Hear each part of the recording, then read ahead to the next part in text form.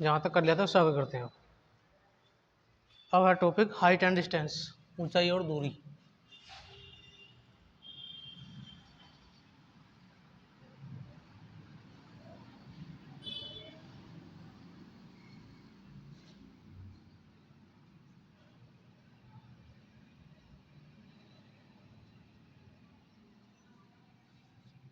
ठीक है, इधर थोड़ा समझ लेते हैं।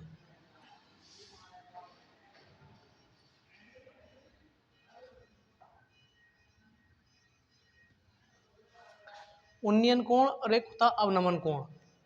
ठीक है, ये कौन होता? उन्नयन कोण।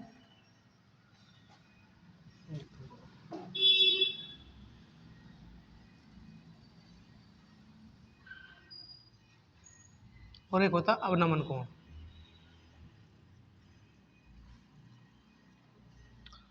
उन्नयन कोण, जो आंख है मेरी, आंख से मैं ऊपर की ओर की कोई वस्तु देख रहा हूं। ठीक है, तो क्या होगा? ऊपर की वस्तु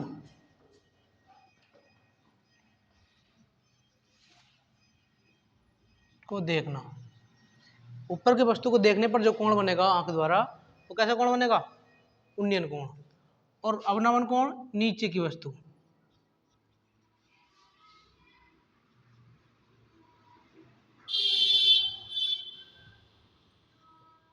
देखने पर। ठीक है, अब मुझे ये बताओ कि ये मैंने एक अल्फा बना दिया और ये बीटा बना दिया।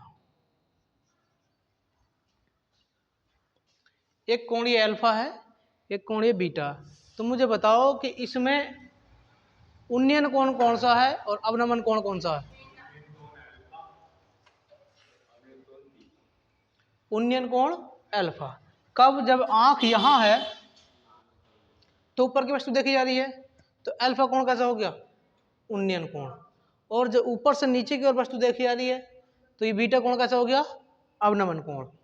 ठीक है,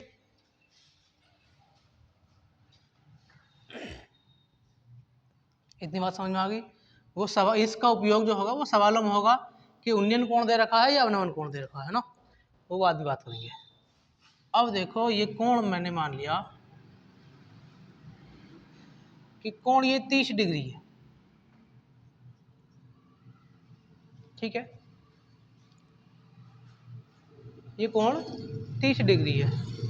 तो tan 30 पर वैल्यू कितनी होती है? tan 30 पर वैल्यू कितनी होती है? tan 30 पर वैल्यू 1/√3। ठीक है,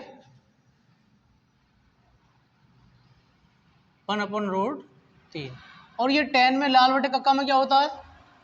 लंब बटे आधार। ठीक है, चलिए अब मैं बात करता हूं कि यहां लंब की वैल्यू कितनी होगी? 1। और आधार की? कर्ण कितना निकल आएगा? 2। ये बात समझ में आ रही है ना? अगर आधार √3 है, लंब 1 है, तो कर्ण जो होगा वो 2 होगा। चलो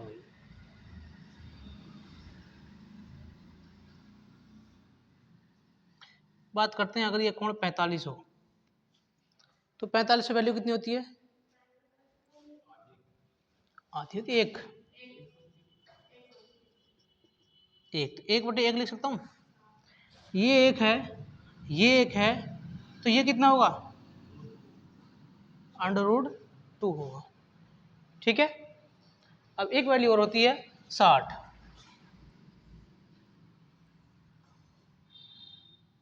अगर ये 60 डिग्री हो तो √3 वैल्यू होती है tan 60 पर, तो ये कितना होगा? √3 और ये 1, तो ये कितना हो जाएगा? 2 हो जाएगा। ठीक है, अब ये चीजें फिक्स हैं और तुम्हें याद रखनी है। ठीक है,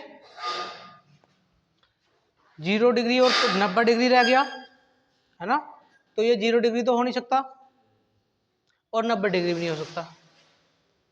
अब यही कोण अगर ये 30 डिग्री यहां ना देकर यहां दे दे तो ये जो आधार था वो आधार ये बन जाएगा, और जो लंब है वो इधर हो जाएगा। तो ये चीजें चेंज होंगी, कर्ण ऐसा का ऐसे ही रहता है। ध्यान रखिए बात, ठीक है भाई।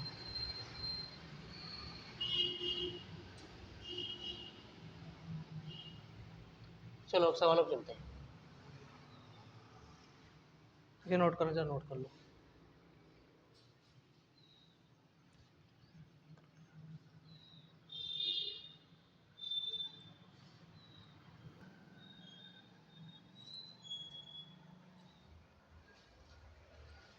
एक तरफ को टेबल और बना लेते हैं, एक बनाते हैं, एक बनाते हैं, मिटा दूंगा चलो।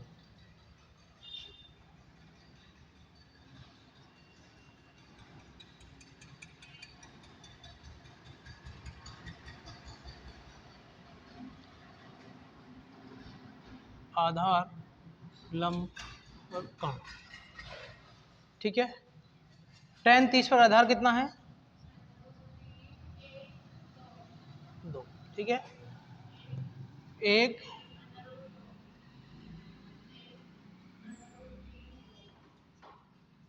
तो ये वैल्यू याद रखनी है, इनका इस्तेमाल कैसे होगा वो अभी मैं सवालों में तो बताऊंगा, ठीक है।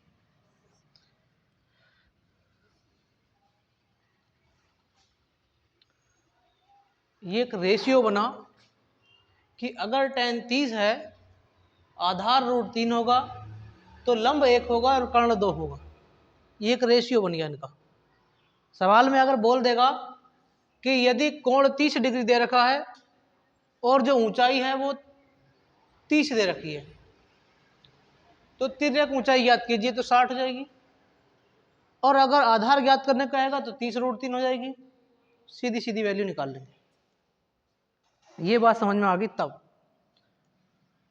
ठीक है। सवाल लिखो।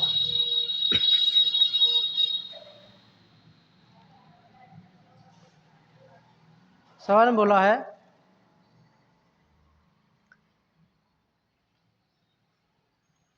चित्र में इन्होंने बना रखा है वैसे, एक वृक्ष जिसकी किसी समय पर परछाई 8√3 है। हाँ, एक वृक्ष है जिसकी परछाई 8√3 है। यदि उस समय वृक्ष की चोटी का उन्नयन कोण, यदि उस समय वृक्ष की चोटी का उन्नयन कोण 30 डिग्री हो, 30 डिग्री हो, तो वृक्ष की ऊंचाई ज्ञात कीजिए।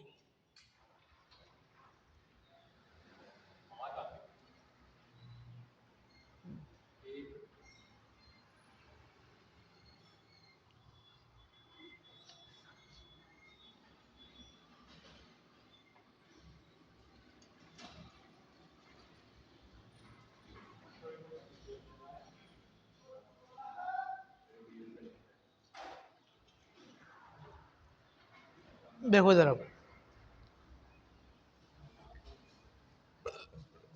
वृक्ष का आधा परछाई जो होगी वो कहाँ बनेगी? ये मान ले पेड़ है हमारा, ठीक। इसकी परछाई ये होगी या ये होगी? ये होगी परछाई, जमीन पर होती है। इसकी लंबाई दे रखी है कितनी? 8√3, ठीक। वृक्ष की ऊंचाई ये ज्ञात करनी है।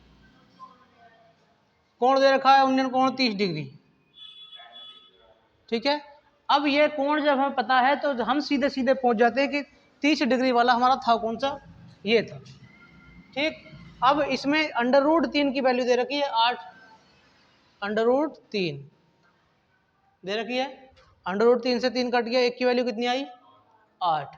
पूछा क्या है? ऊंचाई। ऊंचाई है कितनी? 1। इस एक की वैल्यू कितनी हो गई? ये आंसर हो गया।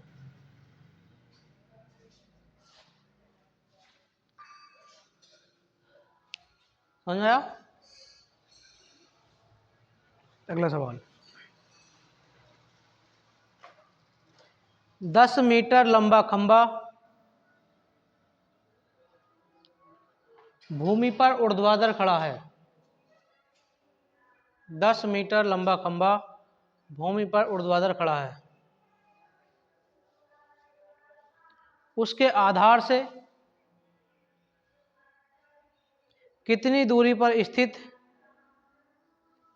उसके आधार से कितनी दूरी पर स्थित किसी बिंदु पर उसके शिखर का उन्नयन कोण 30 डिग्री बनेगा।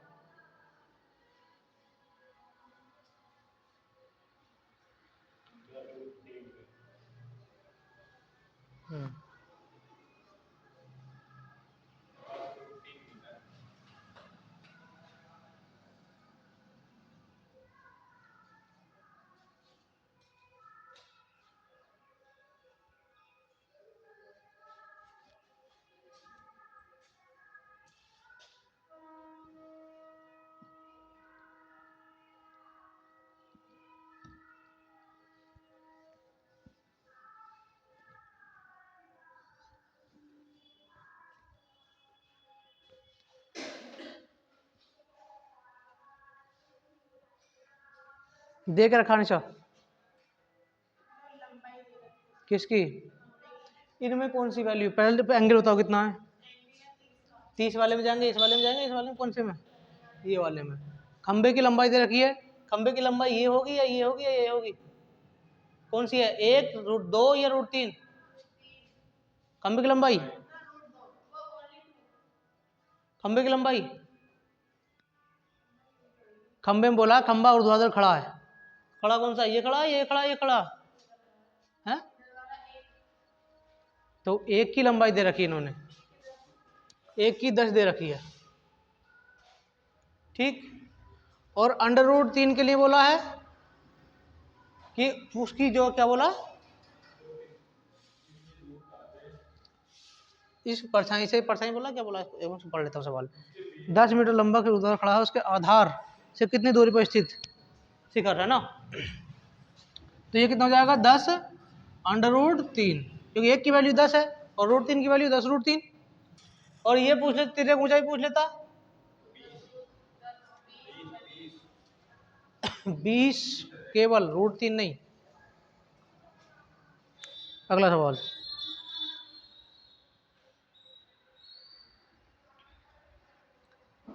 8√3 मीटर, 8√3 मीटर ऊंचे खंबे के शिखर से एक तार को बांधकर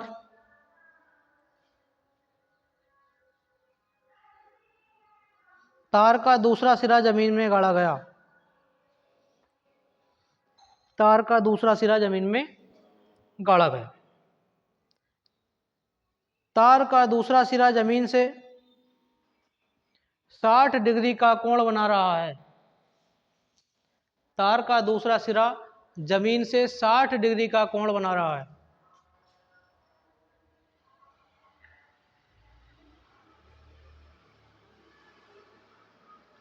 ठीक है भाई।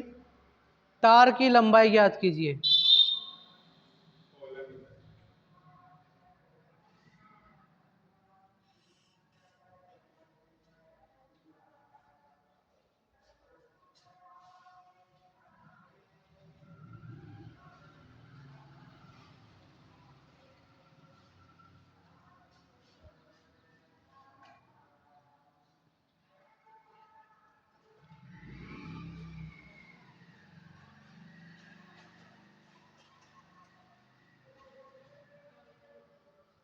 हम्म,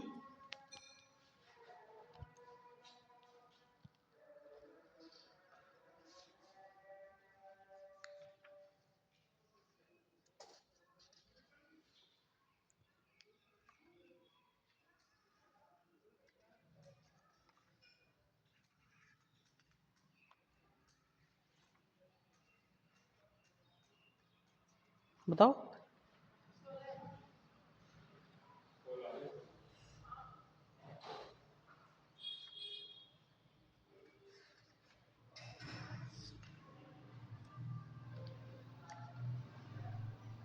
16।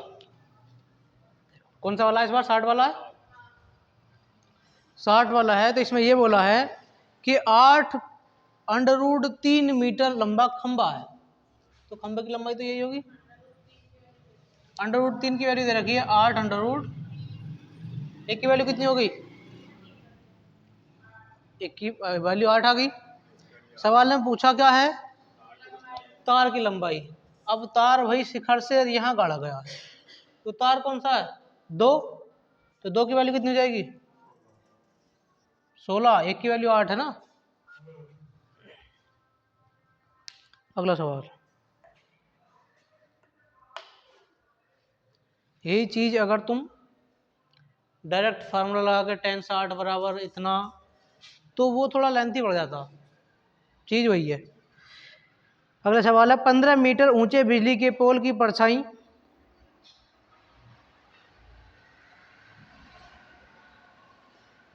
15 मीटर ऊंचे बिजली के पोल की परछाई कितनी लंबी होगी?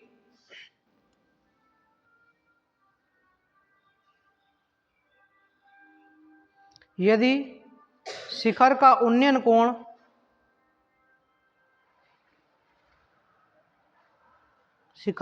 कोण 15 डिग्री का हो। 15 डिग्री का हो। और ऐसे सवालों में जो तुम्हें सवाल मिलेंगे कंपटीशन में, तो इन डिग्रियों के जैसे 15 डिग्री आया तो इनके मान तुम्हें दिए हुए रखे होंगे। हाँ, tan 15 की वैल्यू है 2 माइनस √3।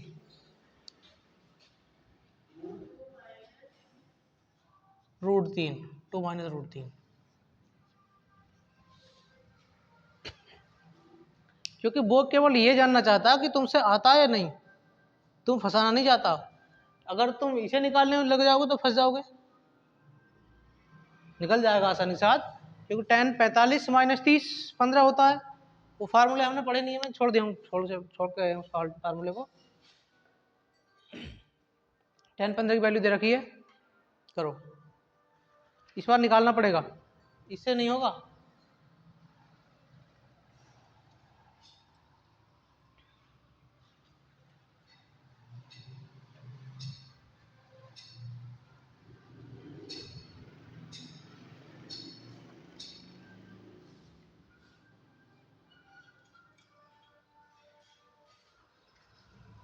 रोहित,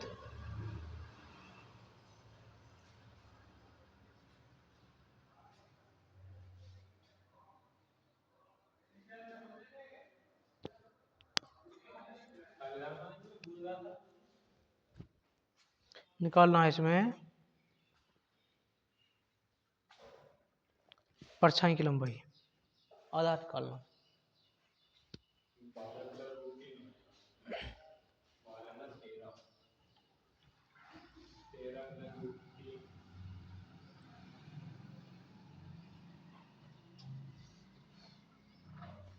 देखो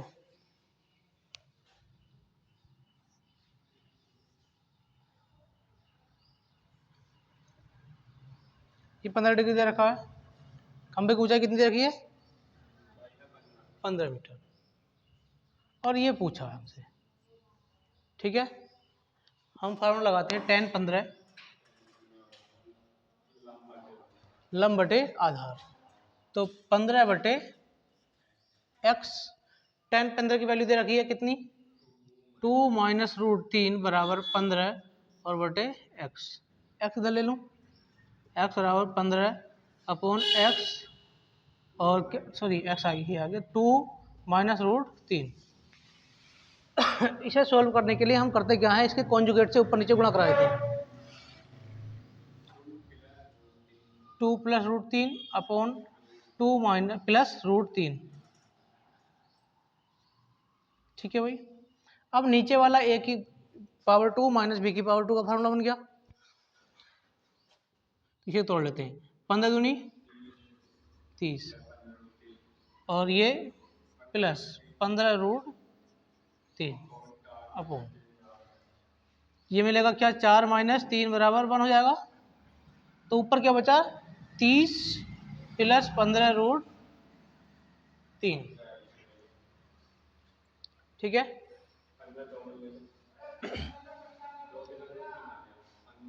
कॉमन नहीं, इसकी वैल्यू रखनी है 1.732।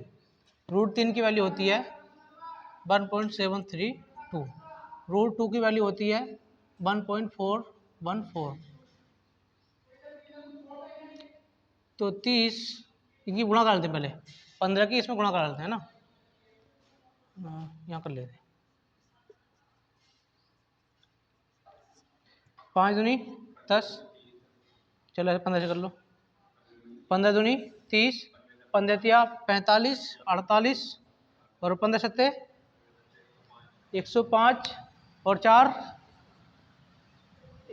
109, 10 बचा, 15 करना 15 और 10 25। हाँ यहाँ से लेगा कितने 3 के बाद, तो 25.98। तो 30 प्लस 25.98, इसे चाहे पूरा 10 कर लेते हैं, 26 कर लिया ना, तो 30 और 26 56 मीटर। ठीक है, ये इसका आंसर हो जाएगा। इन्होंने 55.98 दे रखा, 55.98 दे रखा इन्होंने आंसर।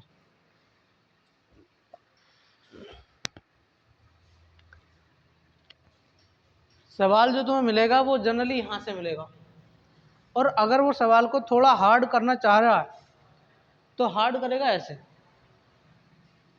कि tan 15 दे देगा और उसकी वैल्यू भी दे देगा, वो ये देखेगा कि तुम जानते हो या नहीं जानते।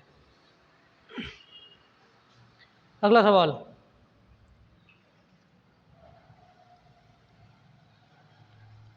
एक नदी पर बना पुल,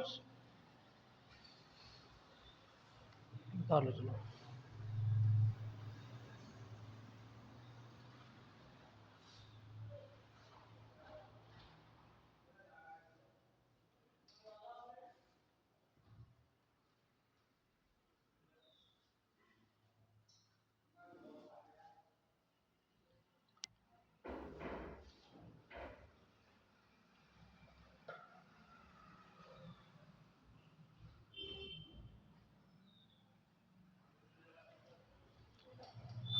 बोलूं।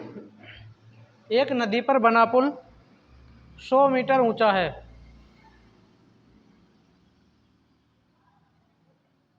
100 मीटर ऊंचा है। नदी के जल सतह पर,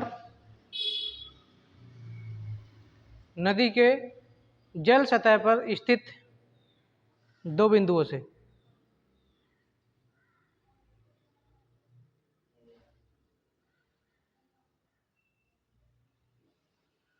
पुल के उच्चतम बिंदु के अवनमन कोण, पुल के उच्चतम बिंदु के अवनमन कोण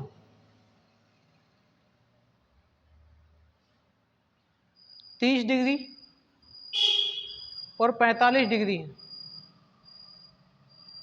30 डिग्री और 45 डिग्री है।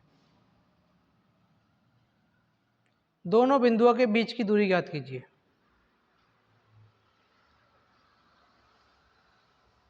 दोनों बिंदुओं के बीच की दूरी ज्ञात कीजिए। अब सवाल तुम्हारा समझ में नहीं आएगा, वो समझ लो थोड़ा सा।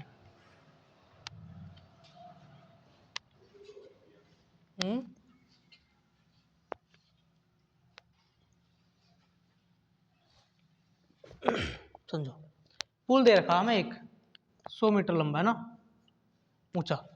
अब ये कहा है कि ये एक नदी है यहाँ पर, और नदी के दो बिंदु हैं, एक 30 डिग्री और एक 45 डिग्री। अवनमन कोण है, तो अवनमन कोण ऐसे होते हैं, यहाँ से अंदर वाला जो होगा वो 30 होगा और बाहर वाला 45 होगा। तो ये कोण यहाँ से जो है वो यहाँ कन्वर्ट करने होते हैं। वो कैसे करने होंगे, ये एक समांतर रेखाएं हैं। अगर ये कोण 30 का है तो ये वाला 30 का हो जाएगा, ये पूरा 45 का है तो ये वाला 45 का हो जाएगा। ठीक, अब कहा यह है कि नदी के बीच की दूरी ज्ञात कीजिए। ये है x ज्ञात करना है, तो ये तो 100 ही है। ठीक, पहले इस वाले एंगल से आ जाते हैं। देखो इधर, पहले इस वाले एंगल से आ जाते हैं। ये 100 है तो ये कितना होगा, देखो यहाँ पर 45 है, ये 1 है तो ये भी 1 होगा, ये 100 है तो ये भी 100 होगा। ठीक, अब 30 वाले से आते हैं। 30 वाला कहाँ गया, ये रहा। ये 1 है तो ये रूट नीचे √3 है। अगर ये 100 है तो पूरा का पूरा कितना हो जाएगा, 100 √3। ठीक, अब इसे निकालने के लिए इस पूरे में से 100 घटा दें।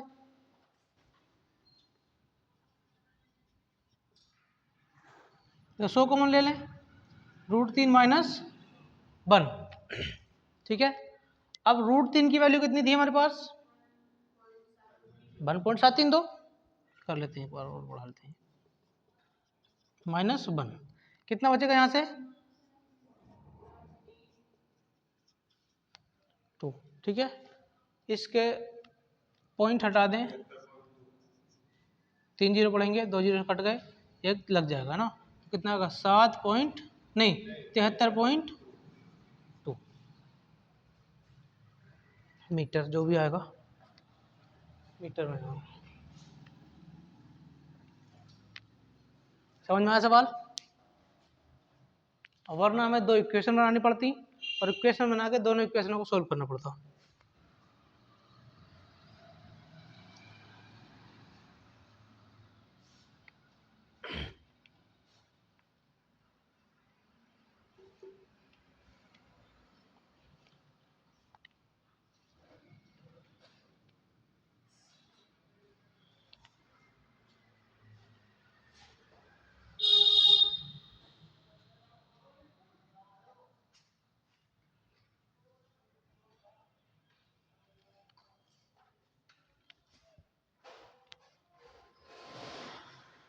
सवाल अगर सीधा सीधा पूछता है तो ये तो सीधा सीधा जैसा कर रहे थे अब तक ऐसे होना है, और अगर थोड़ा सा लेंथी कर दे, जैसे यहाँ कर दिया, 2 एंगल दे दिए, तो उसमें क्या होगा, हमें डायग्राम बना लेना।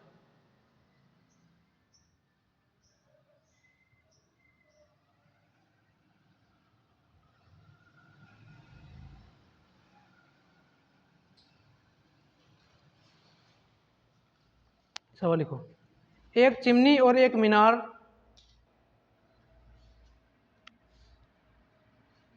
एक ही समतल पर खड़ी हैं। एक चिमनी और एक मीनार एक ही समतल पर खड़ी हैं। हाँ, तल पर, समतल पर खड़ी है। मीनार के ऊपरी सिरे से, मीनार के ऊपरी सिरे से चिमनी के आधार का उन्नयन कोण, मीनार के ऊपरी सिरे से चिमनी के आधार का उन्नयन कोण 60 डिग्री है।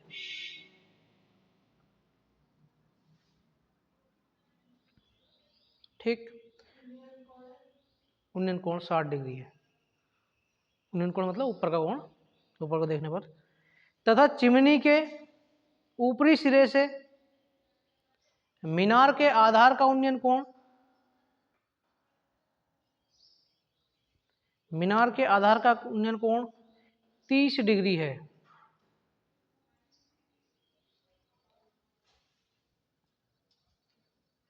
यदि चिमनी 50 मीटर ऊंची हो तो मीनार की ऊंचाई ज्ञात कीजिए।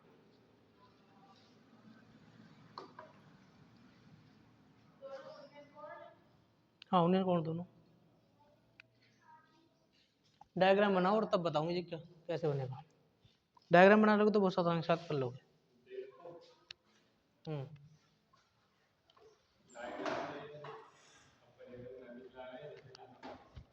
हम्म,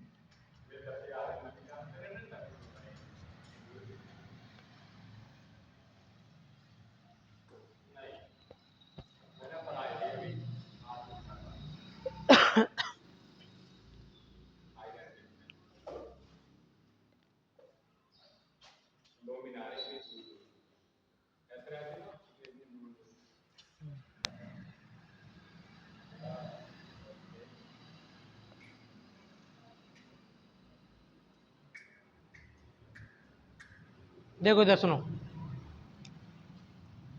एक चिमनी है और एक मीनार है, एक ही समतल पर है, एक ही तल पर है। ठीक, ये चिमनी होगी मान लिया, और ये मीनार है। ये कहा है सवाल में कि मीनार के टॉप से और चिमनी का तल, और चिमनी के टॉप से मीनार का तल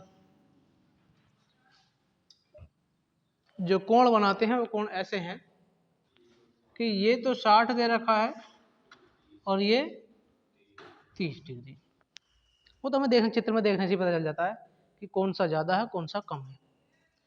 ठीक, अब ये कहा है कि चिमनी की ऊंचाई 50 मीटर है। ठीक है, चलो भाई बात करते हैं। अब देखो इधर, मीनार की ऊंचाई तो बतानी है, कर लोगे अब? करो चलो।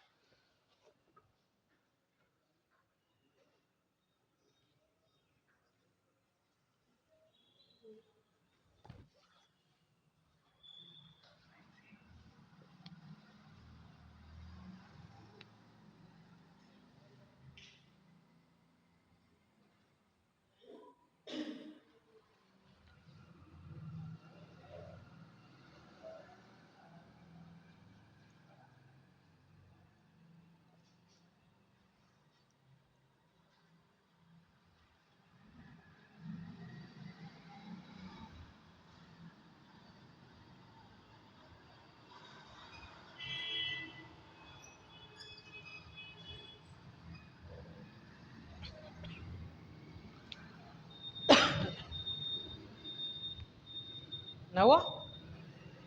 देखो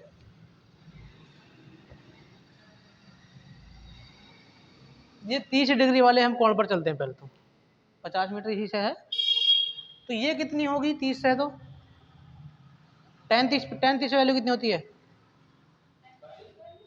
tan 30 पर 1/√3 है ना। तो ये तो 1 है और ये √3 है। उधर देखो,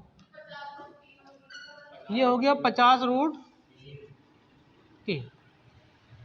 अब हम इस बड़े वाले त्रिभुज की बात करते हैं। ये 60 है, ये 50√3 है, ये बताना। तो बड़े वाले त्रिभुज मतलब 60 की बात करते हैं, तो ये कितना है?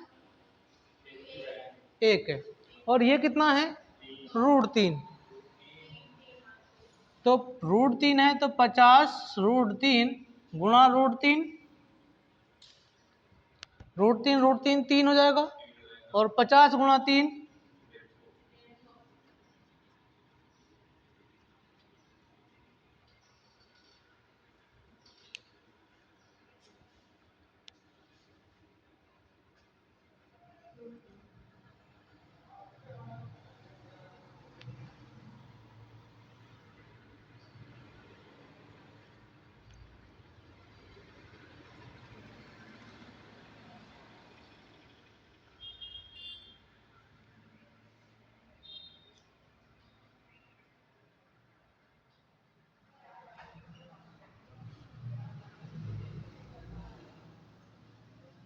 अगला सवाल, एक मंदिर के शिखर से एक टावर के शिखर का उन्नयन कोण 60 डिग्री है।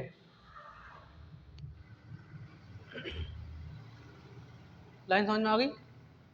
मंदिर के शिखर से टावर के शिखर का उन्नयन कोण 60 डिग्री है तथा टावर के आधार का अवनमन कोण तथा टावर के आधार का अवनमन कोण 30 डिग्री है। टावर के आधार का अवनमन कोण 30 डिग्री है। अब कहां से है 30 डिग्री? मंदिर के शिखर से। यदि मंदिर और टावर एक दूसरे से 10 मीटर दूरी पर हैं, यदि मंदिर और टावर एक दूसरे से 10 मीटर दूरी पर हैं, तो टावर की ऊंचाई ज्ञात कीजिए। टावर की ऊंचाई ज्ञात कीजिए। चित्र बना देता हूं, करना। देखो, ये हो गया मंदिर और ये हो गया टावर। ठीक, ये कहा है कि इस मंदिर के टॉप से या शिखर से ये जो कोण है और ये जो कोण है, ठीक, अब ये लाइन हमने मिला ली। ये 60 है और ये वाला 30 हमें दे रखा है, तो ये हो जाएगा 30 और ये 10 मीटर हमें दे रखा है। ठीक, तो ये टोटल बतानी है यहां से लेकर यहां तक।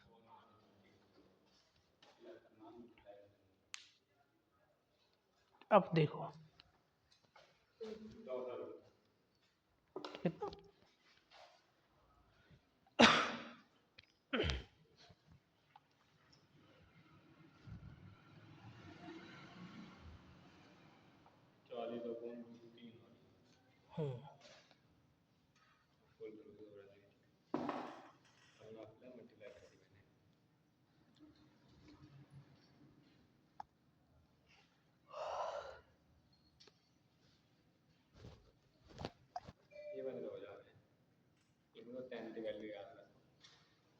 टेन पर निर्भर है सीधा। वो साइन से भी जाएंगे, कॉस से भी जाएंगे, पर 10 से सीधा सीधा होगा।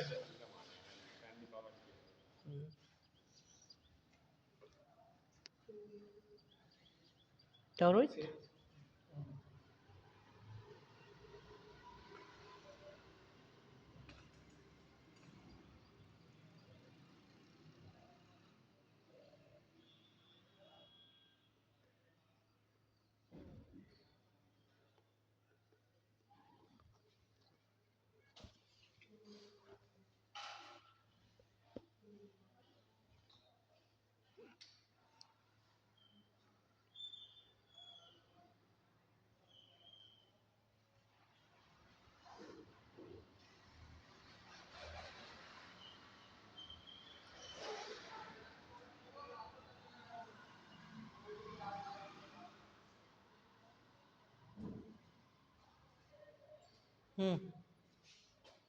क्यों? देखो इधर, ये 30 डिग्री है और ये 10 है, तो ये कितना हो जाएगा बताओ? ये 10 जो वैल्यू है वो किसकी है? √3 की वैल्यू आई 10। एक की वैल्यू कितनी आएगी? और यहाँ एक है, तो ये कितनी होगी? 10/√3। ठीक, अब यहाँ चलते हैं। ये 10 है तो ये भी 10 ही होगा। ये कोण 60 है। ठीक, तो ये 10 जो है ये किसकी वैल्यू है? एक की। और ये कितना है फिर? √3। तो कितना हो गया? 10/√3। ये 10/√3 है और ये 10/√3 है। यहाँ से यहाँ तक 10/√3, ऊपर को 10/√3, इन्हें जोड़ना है।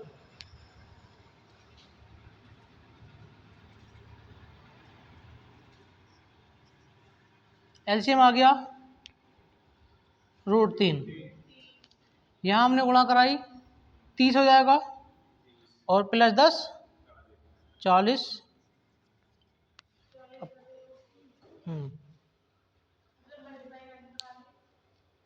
आएगी इसकी, इससे भाग देंगे, 1/, बनना है। √3 आएगा, √3 की इसमें गुणा कराएंगे तो 10√3 गुणा √3, तो √3 की √3 से गुणा होगी 30, 30 हो जाएगा, और प्लस 10 जोड़ लिया 40। ना समझ में? देखो इधर समझो, एलसीएम कितना आएगा, √3। अब इसके बटे में 1 है, इस 1 से इसे भाग देते हैं, √3 आएगा, उस √3 की इसमें गुणा कराते हैं, तो 10√3 गुणा √3 प्लस इस √3 से इसे √3 को भाग देंगे, 1 आएगा, उस 1 की गुणा कराते हैं 10 में, ठीक है। अब √3 की गुणा √3 से कराते हैं तो कितना आएगा, 3 आएगा, तो 10 गुणा 3, ठीक, प्लस 10 गुणा 1 10 बटे √3, तो रस 30 हो गया बटे √3, इसका आंसर हो गया।